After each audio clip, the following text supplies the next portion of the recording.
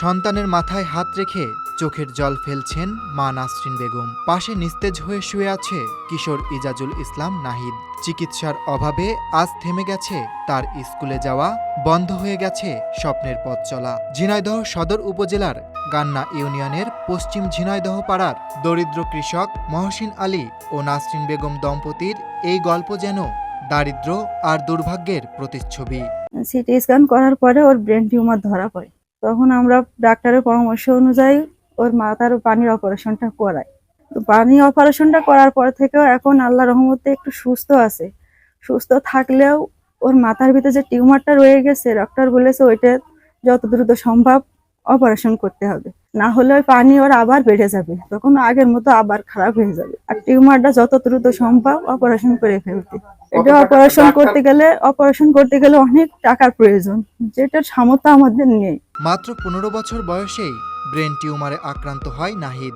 গত 5 বছর ধরে ধীরে ধীরে অসুস্থ হয়ে পড়েছে সে। পঞ্চম শ্রেণীতে পড়াকালীন শুরু হয় মাথা ব্যথা ও বমি। তখন ঝিনাইদহে চিকিৎসা নিয়ে কিছুটা সুস্থ হয়, কিন্তু অষ্টম শ্রেণীতে ওঠার পর আবারও বাড়ে মাথা ব্যথা। শুরু হয় চোখে ঝাপসা দেখা।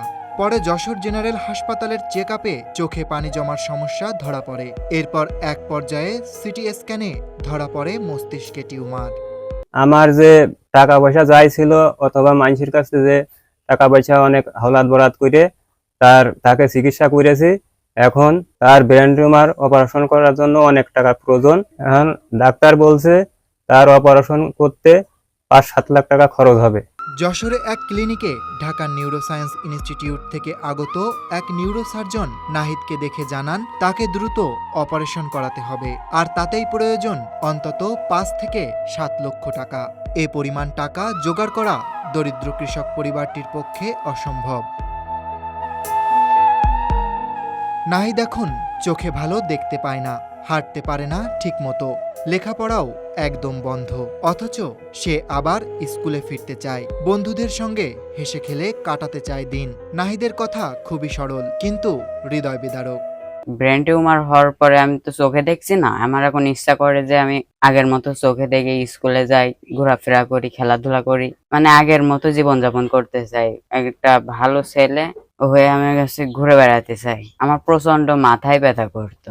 নাহিদের পরিবার এখন দিশেহারা। আত্মীয় স্বজন প্রতিবেশীদের দাঁড়ে দাঁড়ে ঘুরেও জোগাড় হয়নি চিকিৎসার খরচ। মা বাবার মুখে শুধু একটাই কথা, আমাদের ছেলেটাকে বাঁচানোর জন্য কেউ এগিয়ে আসুক। সে চোখে না দেখলে বোঝা যাবে না, আমরা চোখে দেখেছি সে যে পানি অবস্থা, যখন তার মাথায় পানি জমে যায় সেই অবস্থায় সে যে এরকম একটা ছাগল জবাই করে দিলে কি ছটফট করে, সেই রকম অবস্থা ছটফট করছিল।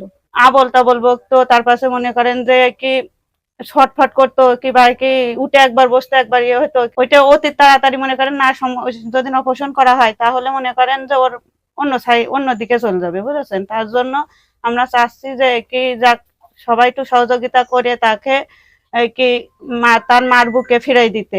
এই সমাজে যদি মানবিকতার জয় হয়, যদি হৃদয়বান মানুষেরা পাশে দাঁড়ায়, তবে হয়তো নতুন করে বাঁচতে পারে একটি জীবন। এক বুক স্বপ্ন নিয়ে নাহিদ আবারও ফিরতে পারে ক্লাসরুমে। নাহিদের জীবন আজ নির্ভর করছে আমাদের সবার একটুখানি সহানুভূতির উপর। চলুন আমরা কেউ তার পাশে দাঁড়াই, হোক তা একটি পোস্ট শেয়ার কিংবা একটি সাহায্যের হাত। নাহিদের জন্য একটু ভালোবাসা, একটু সহায়তা হয়তো বদলে দিতে পারে তার পুরো জীবন। একটি সন্তান হেরে গেলে হারিয়ে যাবে একটি পরিবারের সব আলো, আর একটি সমাজেরও একটি মানবিক সম্ভাবনা।